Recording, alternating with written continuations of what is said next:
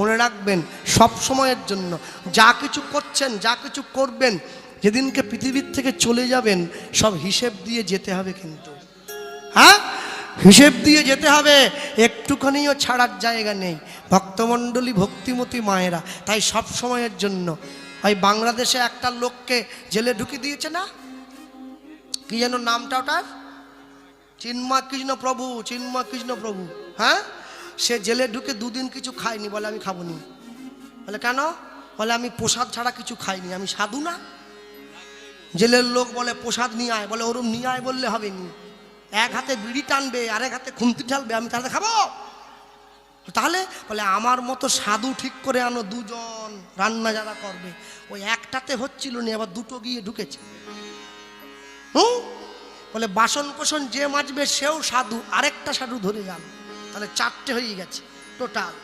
হ্যাঁ, এবার রান্না টান্না করে সব সাজি টাজি গুছিয়ে নিয়ে বসে আছে। বলে এবারে খাও, বলে না না।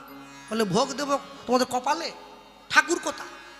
বলে জেলে ঠাকুর ঠাকুর আনতে পারবো নি। বলে আমিও তাহলে খাবো নি। সরকার দেখছে ও যদি মরিয়ে যায় তো সমস্যা হয়ে যাবে। বলে দেখো ঠাকুর আনতে পারবো নি, একটা ছবি এনে দিলে হবে, নিতাই গৌরের ছবি। বলে হ্যাঁ, তা আনলে হবে। ছবির সামনে ভোগ দিয়ে প্রসাদ, আসামিগুলোকেও প্রসাদ দিয়েছে। সন্ধেবেলা আসামিগুলোকে নিয়ে একসঙ্গে বসে পড়েছে, আর বসে ওই সকলে মিলে ওই সাধু বলতেছে তোরাও করো আমরাও করি। আসামিগুলো, জেলটাই মন্দির, কে সাধু যেইখানে থাকবে এই সাধুর কর্ম। দেখো জেলে আসামিদেরকে নিয়ে কীর্তন করছে, যেমন করে তোমরা চুপ করে বসে আছো, ওই আসামিগুলো জেলে চুপ করে বসে আছে। তারা এরা চারজনে শুধু গায়। কিরে তোমরা গাইবে না? বলে না না, আপনার ওইসব বাস কুঞ্জ ওইসব কি আমরা অত কিছু বলতে পারবো না। আসামি কি হরি না, চোরা নাই শুনে ধর্মের বাণী। বলে আপনি কাদেরকে নাম করতে বলতেছেন? বলে আচ্ছা ওইটা না পারবি, এইটা তো পারবি। কোনটা? আমার সঙ্গে বলতে কি, হরে কৃষ্ণ হরে কৃষ্ণ, বহুতুলে বলো হরে কৃষ্ণ হরে হরে, হরে রাম হরে রাম, রাম রাম হরে হরে, হরে কৃষ্ণ হরে। যতই হরিধ্বনি দাও আর যতই আমার কথায় হাত তুলে নাচো, অন্তর যদি জাগরিত না হয় কোনো উপদেশে কাজ হবে না। হ্যাঁ, শ্মশানে মরা পোড়াতে নিয়ে গেলে মদ খাওয়াটা বন্ধ করতে হবে। শ্মশান মদ খাওয়ার জায়গা না। এর জন্যই তো আজকে আমাদেরকে নিয়ে অন্য ধর্মের লোক কটু কথা বলে। মৃতদেহ দাহ করতে শ্মশানে নিয়ে, শ্মশানে কে আছে? দেবাদিদেব মহাদেব বসে আছে, তার কাছে গিয়ে লোকে মদ খায়। হ্যাঁ, বলে বাবা যে গাঁজা খাচ্ছে, শিব গাঁজা খাইয়েছে? শিব জীবনে গাঁজা খায়নি, এইসব মানুষের সাজানো, বুঝলেন? নাম করে ভোলা, ভাং খায় তার চেলা। দেবাদিদেব মহাদেব নামের নেশায় মত্ত, গেঁজার নেশায় নয়। আর যারা শিবের অজুহাত দিয়ে গেঁজা খাচ্ছে ওদেরকে বলবেন বাজার থেকে 2 ফোঁটা ফলিডল কিনে নিয়ে এসে খেতে। শিব বিষ খাইয়েছিল, খা খা। বলে না খাবো নি, মরে যাবো। ও শিব গেঁজা খাইয়েছিল, খাবো। শিব বিষ খেয়েছিল, খাবো নি। মানুষ এমন হয়ে গেছে না, নামতে নামতে ভগবানকে পর্যন্ত টেনে নামিয়ে দিয়েছে। ভগবানের নামে মুরগির দোকান খুলেছে, শ্রীকৃষ্ণ ব্রয়লার সেন্টার, কাটা 230, গোটা 110। এ কি রে? হ্যাঁ, এ কি? বলে পাপ হলে আমার একা কেন হবে, ঠাকুরের কিছুটা হোক। ঠাকুরকে পাপি করে দিচ্ছে, ওই জন্য ব্রিটানিয়া বিস্কুট 50-50 করতেছে, ভাগ করে। হ্যাঁ, মা কালীর নামে জুতোর দোকান খুলে, মা কালী শু হাউস, মায়ের ছবি দেওয়া আছে প্যাকেটে, জুতো ভরে দিচ্ছে। লোক বলে আমি শপিং করতে গেছি। এ শপিং হলো? এ শপিং? দেখবেন যে সমস্ত ধূপকাঠির প্যাকেটের ওপরে ভগবানের ছবি আছে ওগুলো যেখানে সেখানে ফেলতে নাই, যেখানে সেখানে ফেলতে নেই। বাড়ির যে কোনো একটা কোনায় একটা গর্ত করে ওগুলো ফেলে মাটি চাপা দিয়ে দিতে হয়। হ্যাঁ, ওগুলো রাস্তায় ফেলবেন, মানুষে পা দিয়ে মারিয়ে মারিয়ে যাবে, এতে আপনার অপরাধ হবে। ভগবানের উপরে পা দিয়ে মানুষে যাচ্ছে। ব্যবসার জন্য মানুষে বহু কিছু করতে পারে, কিন্তু ঈশ্বরকে নিয়ে ব্যবসা করতে গেলে খুব ভেবে চিন্তে করতে হবে, খুব সাবধান। হ্যাঁ, যে যাই করুন না কেন যে যাই বলুন না কেন কোনোদিনের জন্যে ঈশ্বরের মহিমা ছোট করতে দেওয়া যাবে না। তার জন্য আমার যত বড় ক্ষতি হোক আমি রাজি আছি মেনে নিতে। ভগবানের মহিমাকে ছোট করব না। যে বাড়ির ছেলে নিরামিষ খায় সে যদি কোনো আমিষ খাওয়া মেয়েকে বিয়ে করে তাহলে ছেলেটার জীবন একবারে নরক হয়ে যাবে। আর যে বাড়ির মেয়ে নিরামিষ খায় সে যদি কোনো আমিষ খাওয়া ছেলেকে বিয়ে করে তাহলে মেয়েটার জীবন একবারে নরক হয়ে যাবে। যে যেমন তার সঙ্গে দিতে হবে তেমন, যার যেমন ভাব তার তেমন লাভ, যার যেমন কান তার কানে ঢোকে তেমন গান। তো রুহিদাসকে গুরুদেব ডাক দিয়ে বলছে, রুহিদাস তোমার বাবা মা তোমার বিয়ে দেওয়ার জন্য কথা বলছে আসতে। এখন তো সব ঘটক ফটক সব আর নেই, বন্ধ হয়ে গেছে। এখন তো ফেসবুক ঘটক, শুধু ফেস। যাক, আগেকার দিনে ঘটক যেত মেয়ে দেখতে, আর ছেলের বাড়ির লোকেরা সব যেত, বয়স্ক বয়োজ্যেষ্ঠ লোকেরা, তারা মেয়েকে প্রশ্ন করত, মা একটু হেঁটে দেখাও, চলিয়ে দেখাও, একটু নেচে দেখাও, একটু গেয়ে দেখাও, লাল কলমে নীল লেখে দেখাও। ও লিখতেছে দন্তের নয় দীর্ঘইকাল ল নীল লিখে দিচ্ছে। হ্যাঁ, এবার যখন ছেলের বাবা গিয়ে মেয়েকে বলছে, মা তুলসী গাছে জল দিতে জানো? বলে সেটা কি জিনিস? বলে মা পাঁজি দেখতে জানো? বলে ওটা আবার কি? আচ্ছা একাদশী করতে জানো? বলে খবরদার, ও তো বিধবারা করে। কে যে এইসব শিখিয়েছে, কোথার থেকে যে এলো? একাদশী বিধবারা করবে? ওর গায়ে কি ব্যাকেটে লেখা আছে নাকি বিধবাদের জন্যে? একাদশী সবাই করবে, কারোর জন্যে বাদ নাই, সবাই করবে, কেউ বাদ যাবে না। আবার কেউ কেউ দেখি শুনছি ইদানিং এখন হরিনামের আসরে দাঁড়িয়ে যুক্তি দিচ্ছে, ভগবান যখন আমাদেরকে জন্ম দিয়েছিল তুলসীর মালা পরিয়ে দিয়েছিল কি? একদল লোক আছে ওরা তো মদ দোকানকে সাপোর্ট করবে, বলে না না মরতে দেয়নি, মরতে দেয়নি। তখন সে বলতেছে ভগবান যদি দরকারি মনেই করত মালা পরিয়েই জন্ম নিত, দরকার নেই অতএব মালা দেয়নি, তোমরা খুলে দাও। যারা বসে আছো সব মালা ছিঁড়ে দাও, আর যারা পরনি খবরদার পরবেন।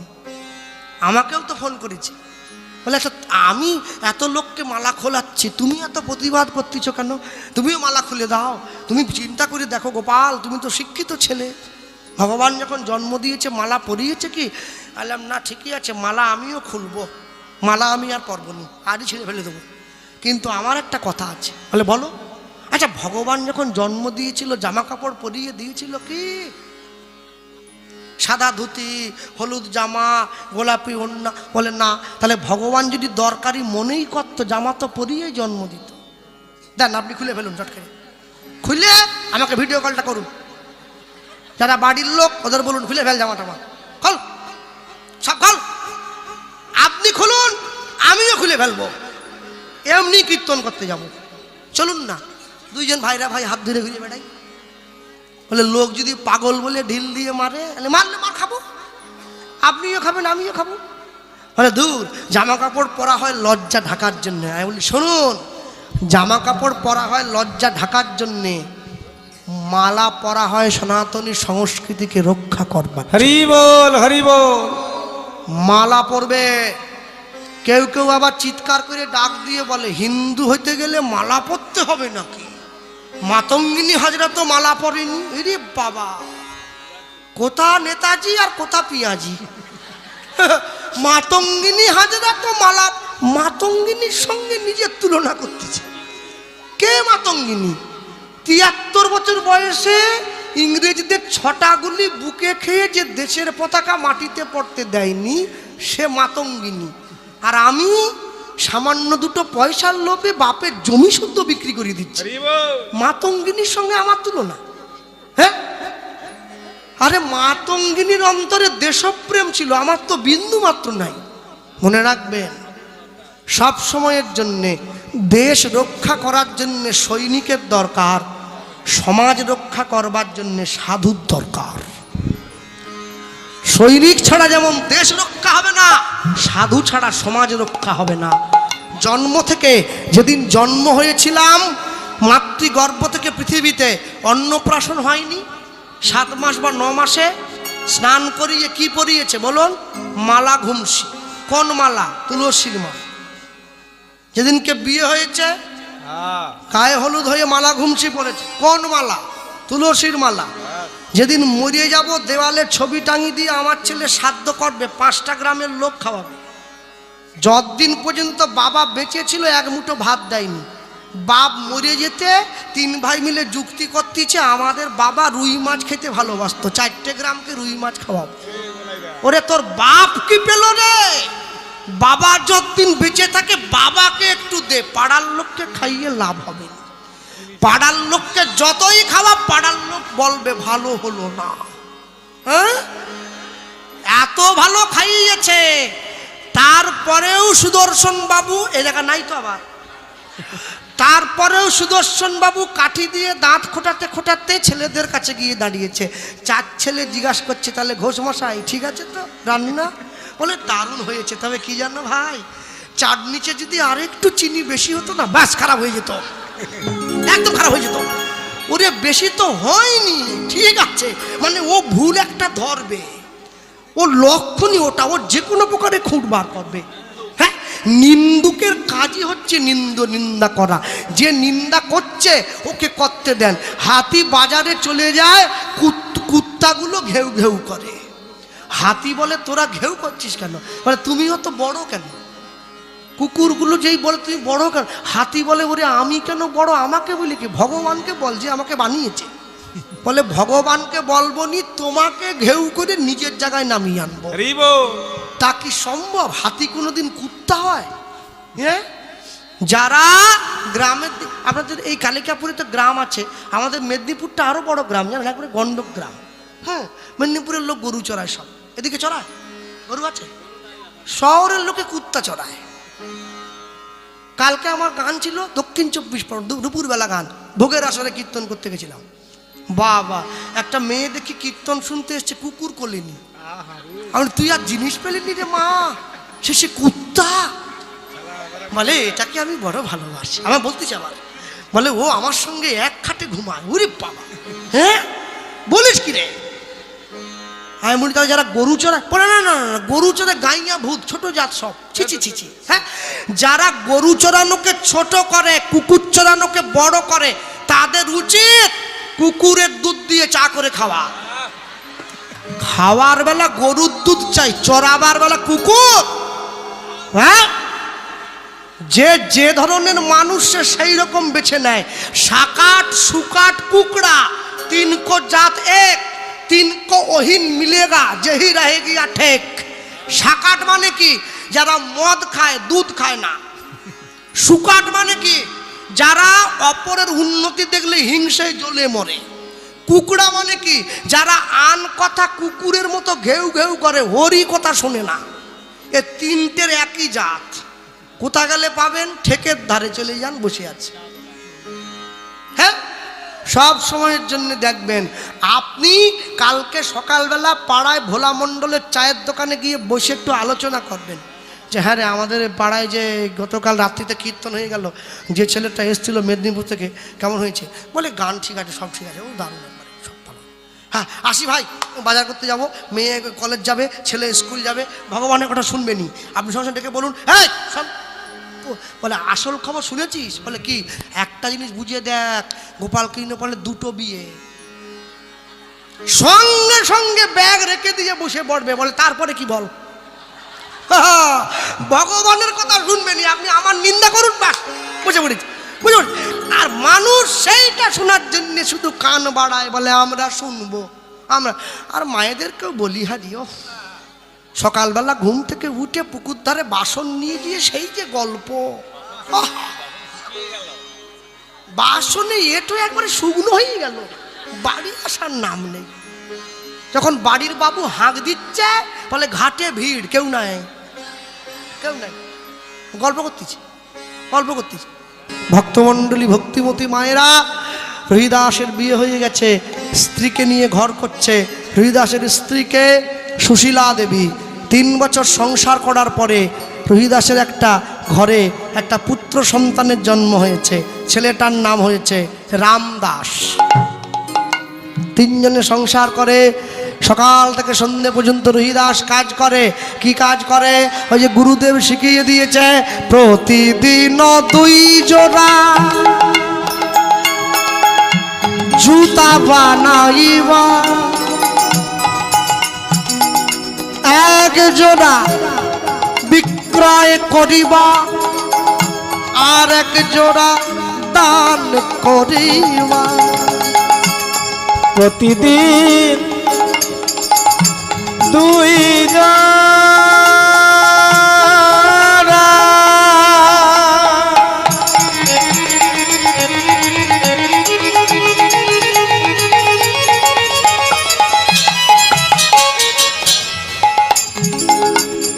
জুতো বানাইবা, বানাইবা,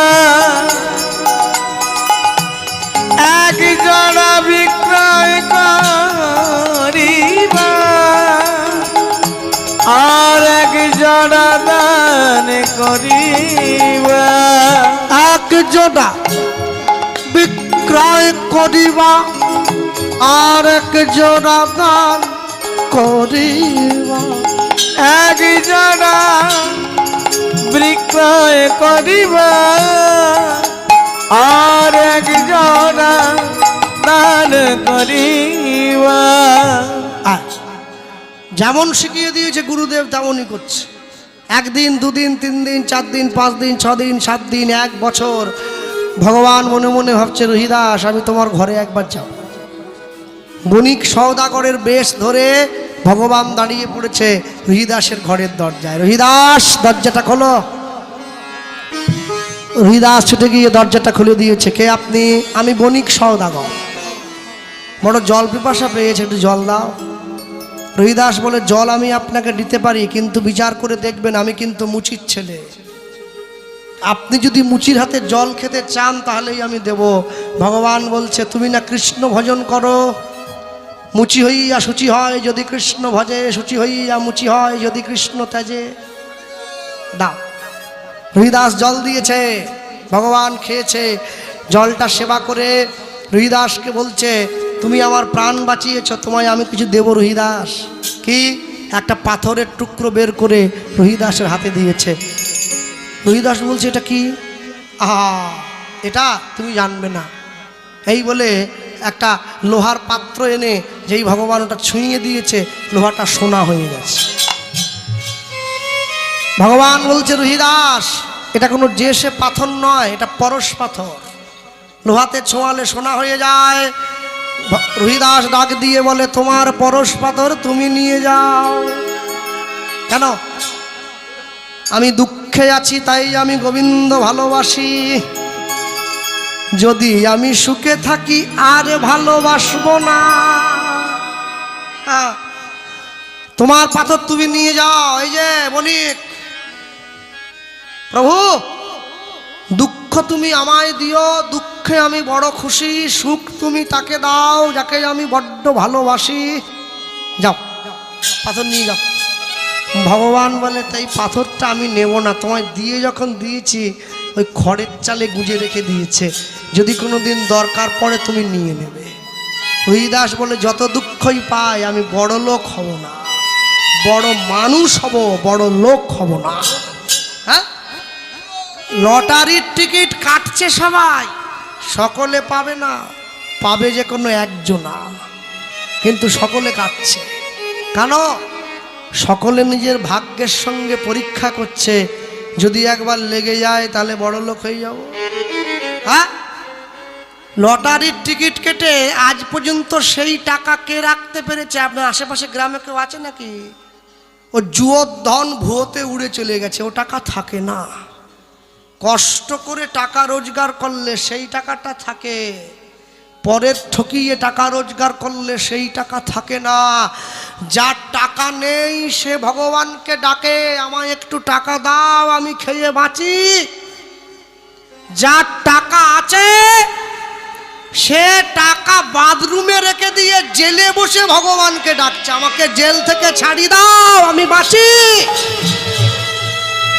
ভগবান বলে আমি কোন দিকে যাব, তোকে দেইনি তুই ডাকছিস, ওকে দিয়েছি ও ডাকছে, আমি কোথা যাই? মাঝখানে গরিব কীর্তন দলটা পড়ে গেছে। আমরা ভগবানকে বলি প্রভু একটু টানে রাখবে, কারণ টানে রাখলে তোমার দিকে একটু টান থাকবে আর কি, মানে কম দিলে না খেয়ে মরবো, আবার বেশি দিলে জেলে চলে যাবো, সমস্যা আছে বহু।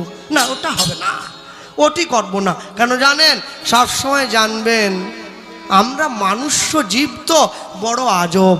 যে চোরটা আমাদের রান্নাঘরের দরজা ভেঙে আটার রুটি চুরি করেছে, একটু তরকারি চুরি করেছে, তাকে আমরা খুঁটির সঙ্গে বেঁধে রেখেছি, পুলিশের হাতে তুলে দিচ্ছি। আর যে চোরটা কলমের খোঁচা দিয়ে দেশের সম্পত্তি চুরি করছে, সে যখন আমার গ্রামে আসছে তাকে রজনীগন্ধার মালা কিনে গলায় পরিয়ে দিয়ে স্বাগত জানাচ্ছি।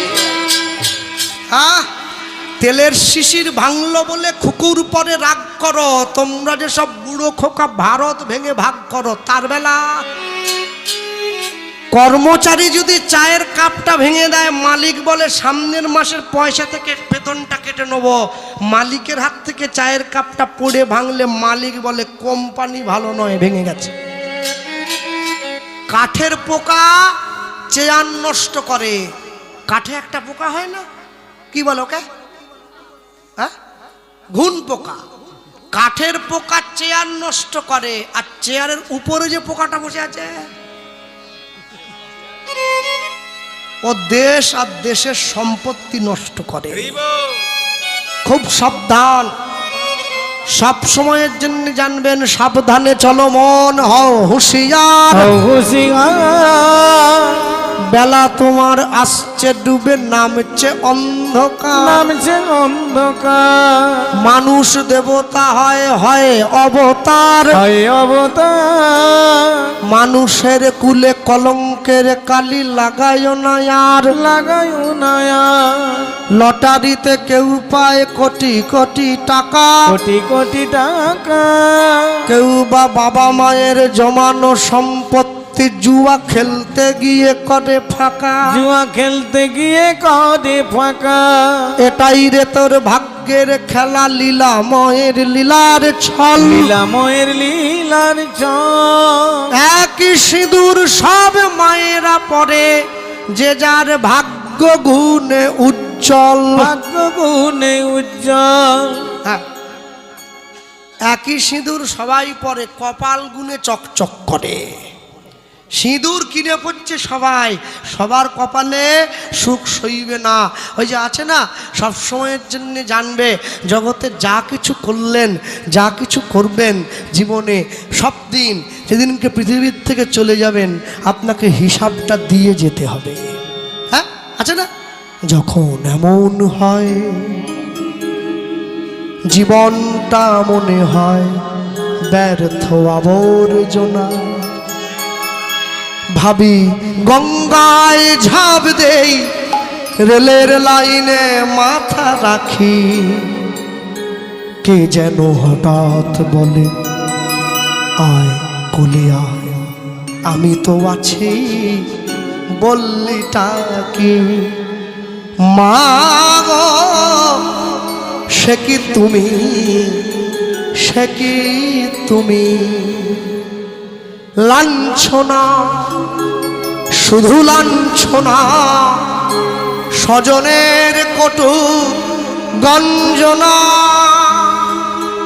দিন রাত শুনে শুনে যখন সারাটা গায়ে আগুন জ্বলে, কে যেন হঠাৎ বলে আয় কোলে আয়, আমি তো আছি বললিটা কি, মা গো সে কি তুমি, সে কি তুমি।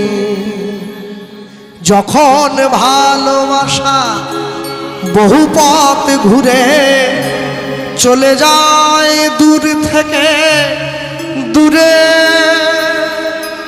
যখন ভালোবাসা বহু পথ ঘুরে চলে যায় দূর থেকে দূরে, বন্ধুর দরজায় যত কিছু করাঘাত যায় থেমে, কে যেন হঠাৎ বলে, আয় কোলে আয়, আমি তো আছি বললে টাকে। মা গো, সে কি তুমি, সে কি তুমি, মাগো সে কি তুমি।